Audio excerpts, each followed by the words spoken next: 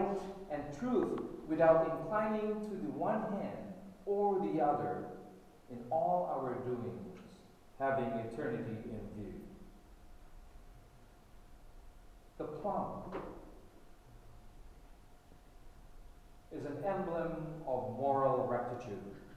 It teaches us to avoid all dissimulation and to pursue that honest and upright course in life which will tend to our elevation in the higher realms of immortality.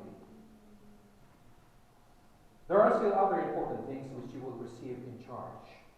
This book of Constitution.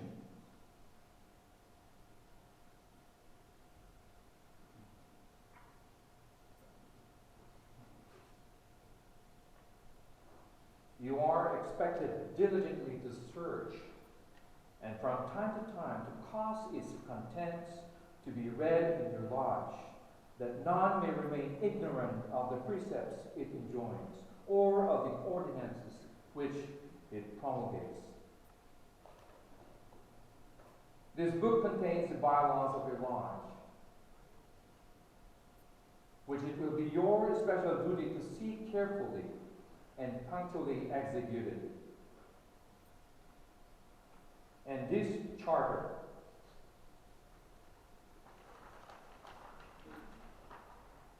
under the authority of which your lodge is held and which you are carefully to preserve and duly transmit to your successor in the master's chair.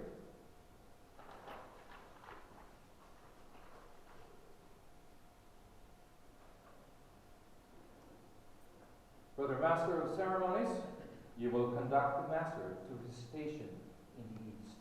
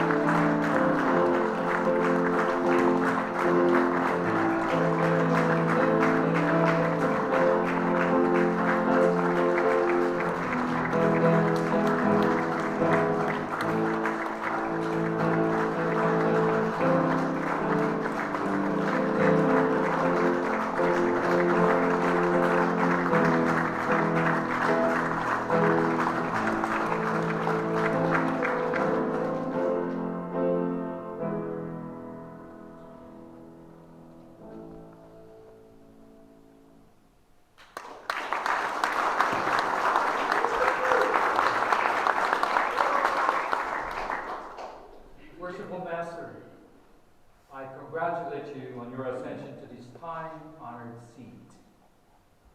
The duties incumbent upon you in your exalted station are fraught with grave responsibilities.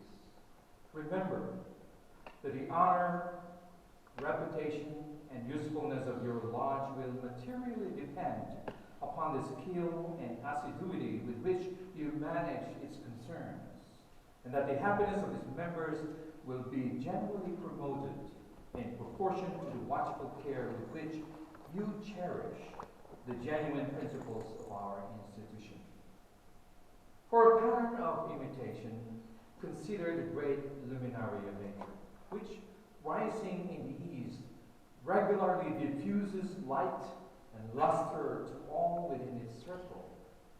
In like manner, it is your province to spread and communicate light and instruction to the brethren of your lodge. Forcibly impress upon them the dignity and high importance of Masonry, and seriously admonish them never to disgrace it. Charge them to practice out of the lodge those duties with which they have been taught in it, and by amiable, discreet, and virtuous conduct, to convince mankind of the goodness of this institution, so that when a person is said to be a member of it, the world may know that he is one to whom the burdened heart may pour out its sorrows, one to whom distress may prefer its suit, one whose hand is guided by justice, and whose heart is expanded by benevolence.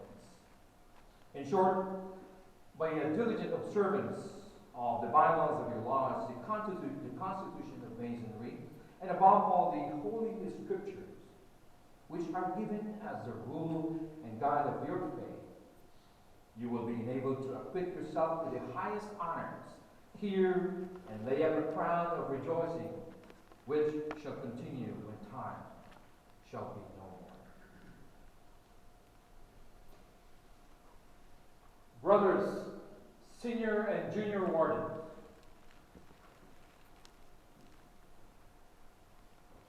you're too well acquainted with the principles of Masonry to warrant any distrust that you will be found wanting in the discharge of your respective duties.